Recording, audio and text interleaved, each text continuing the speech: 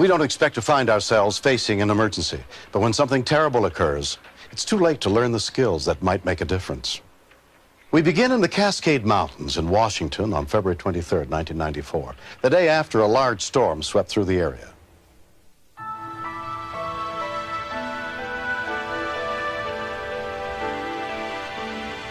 We had an incredible amount of snow, 65 inches in 24 hours, which is 3 inches taller than I am.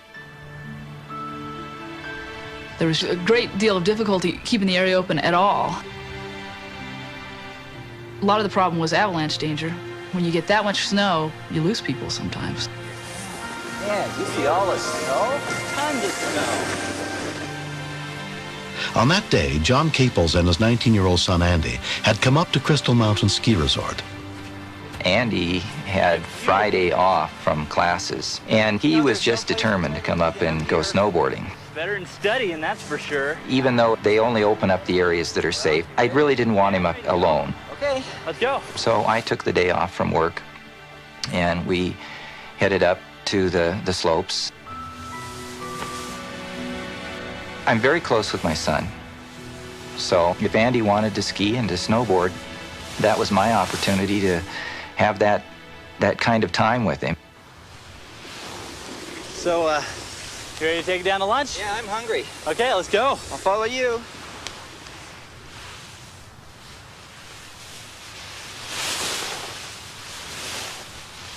Andy is pretty aggressive all the time.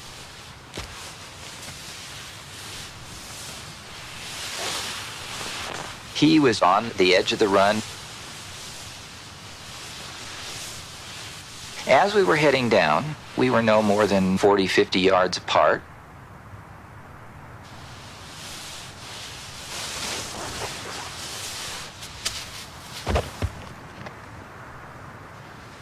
I saw him one moment, and in the next moment, Andy disappeared.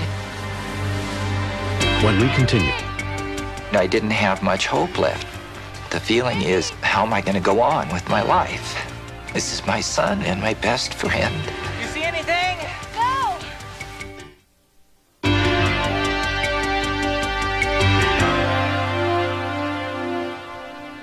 John Caples had been snowboarding behind his son Andy. When he came around a corner, Andy was gone. Andy?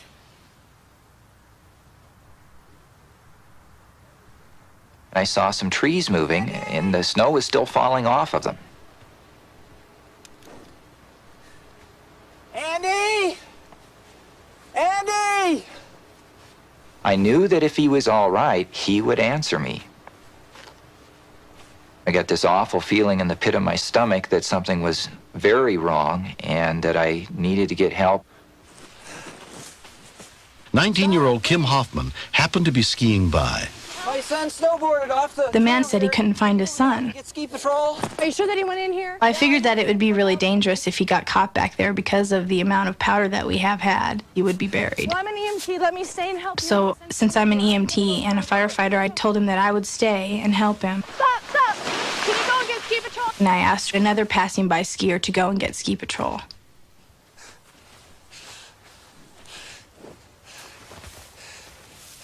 Maybe down there where the snow is disturbed a little bit. I was getting more and more afraid for Andy, and all I could think of was, we've got to find him soon.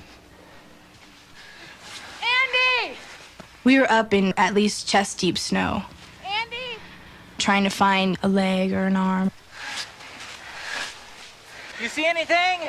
No! It was really nerve-wracking. I remember thinking I didn't want to find someone dead that day. Andy! Come on, hold on. Andy!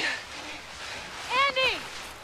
I'm gonna go up a little higher. It seemed like we were getting nowhere fast. We were digging and digging and not finding anything, so I decided that we should go up and work our way down. More than 15 minutes had passed. I was just feeling around with my hands, and I hit something hard.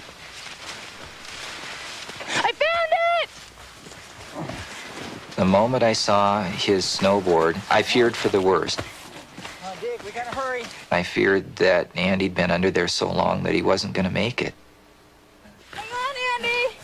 I'm gonna get you. We were more panicked now that we actually had found him and knew that he was in there. How can he be alive after all this time? It was like digging out a fossil because we didn't know which direction he was facing. We just kind of had to follow his legs and his body to find his head.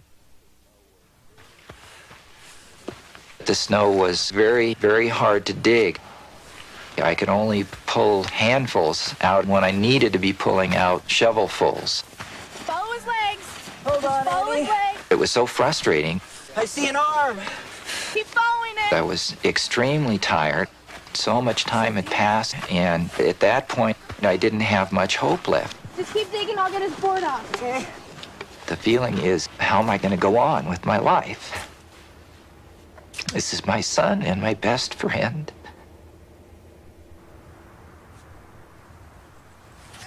I thought he was about ready to give up because he kept saying, oh my God, I know he's dead, I know he's dead. Find him, just keep digging. I said, no, he's not. Just keep digging, and we'll get him out and everything will be okay.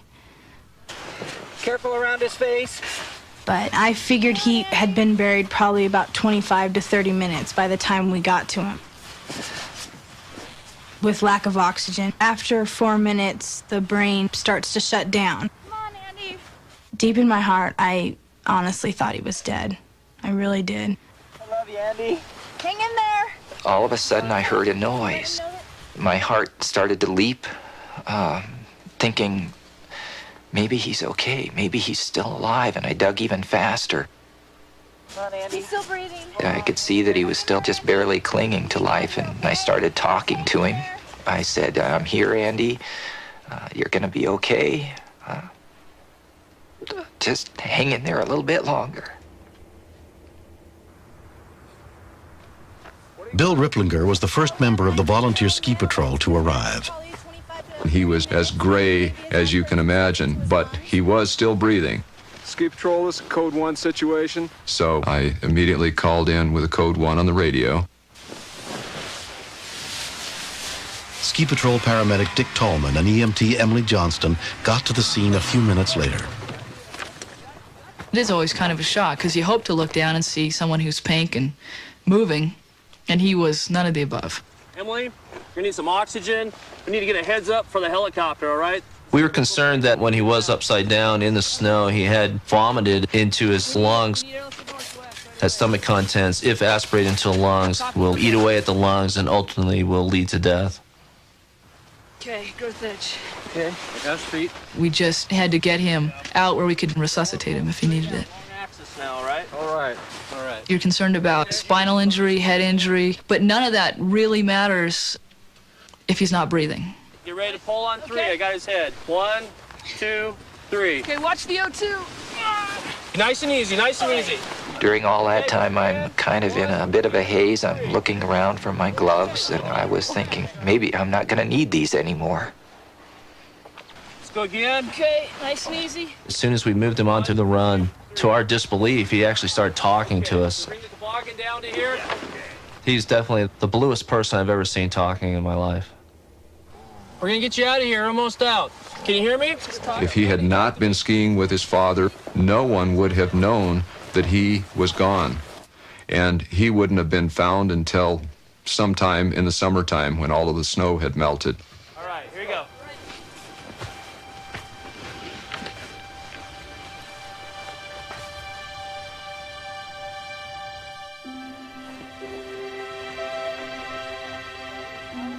Andy was hospitalized for hypothermia and pneumonia, but has completely recovered from the incident. I was really amazed by the battle that my dad waged to find me and dig me out. And it's a great deal. I felt a lot of love between us. And I was extremely happy that we were seeing each other again. You often climb up the hill every time you wanted to get down. 19 years ago, I gave birth to Andrew, and his dad was an important part of that delivery. I kind of feel John gave Andrew a second birthing on the mountain that day. So Andy has 2 birth mothers, me and his dad. Hi, Kim. Welcome. I feel extremely grateful for an angel that appeared on the scene suddenly when I needed her.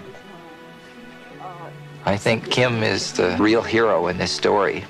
If I had gone in there on my own to try and find Andy, I would not have found him in time. I just was glad that I could. It was really rewarding because that was the first life I saved. I was surprised to see how good he looked. He looked a lot better than the day that I saw him. My dad is one of those great fathers who never missed a t-ball game or a football game. I think that his actions should just prove to everybody else what an incredible person he is.